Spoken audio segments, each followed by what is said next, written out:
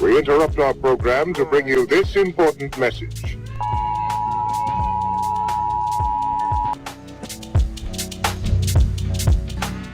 What would you say you like the most about telemark skiing? Oh man, there's a lot. I mean, on a powder day, you can get way deeper down into the powder, which is awesome. I think it also gives you a much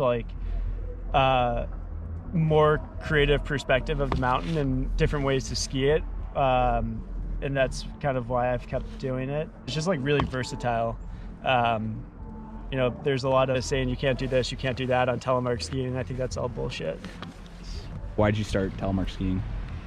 I've actually thought about this a lot. I think that it was because at a Scutney, where I grew up skiing from like 4 years old until 18 when I went out to college, it was a really challenging mountain, but the terrain was a little bit limited. So I got kind of sick of alpine skiing and always would see these older guys skiing down the trail like in these like with beautiful telemark turns and be like, oh man, like what is that?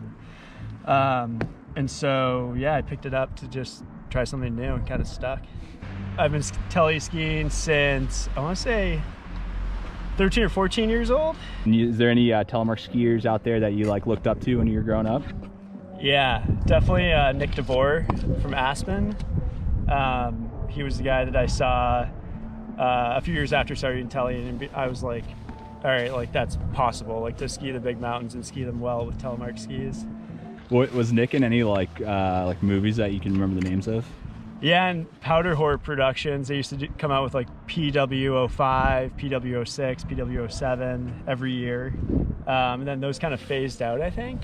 But I originally heard about Nick in like an Aspen promo video called like Mountain Town by like, I think it was Rattlesnake Productions or something like that. What was your first setup, telly setup?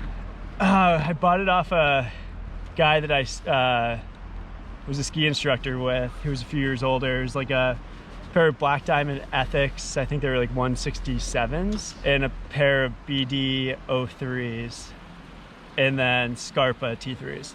Why is NTN better than cable? It's not.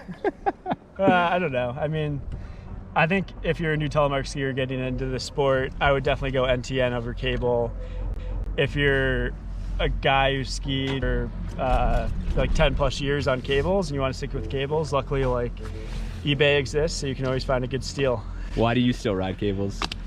It's just like I've never tried NTN. And I've kind of equated to like an MLB player playing in the home run derby or something like that. Like a lot of them like back out at the last minute because they don't want to like mess up their technique or stance or whatever and be screwed for the rest of the season. So for that reason, I've never even strapped into NTNs, but I don't hate it. Oh, how many telly boots do you own? I've stocked up since, you know, Scarpa decided not to make duckbills anymore. Specifically the T1 this year was discontinued. No thank you, Scarpa. So I have 7 pairs that I can kind of take parts from and transform other boots, and the T-Race is definitely my favorite, the candy cane. Those. How many pairs of bindings do you have, broken or whole? I think whole with like all parts, probably like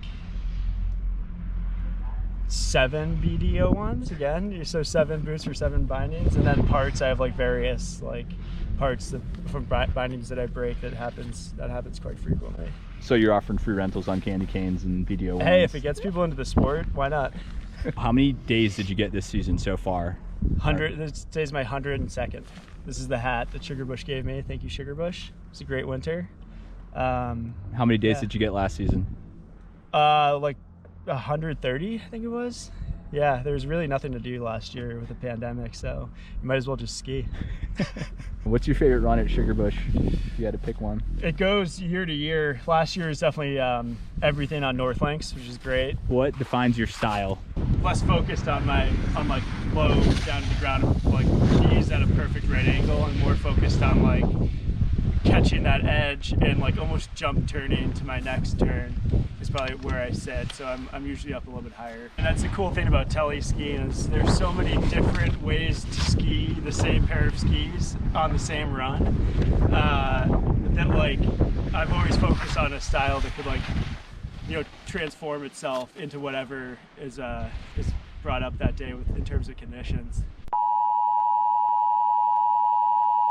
We return you now to your regularly scheduled program. Oh man, that's a hard one. Damn, I don't know. What was the question?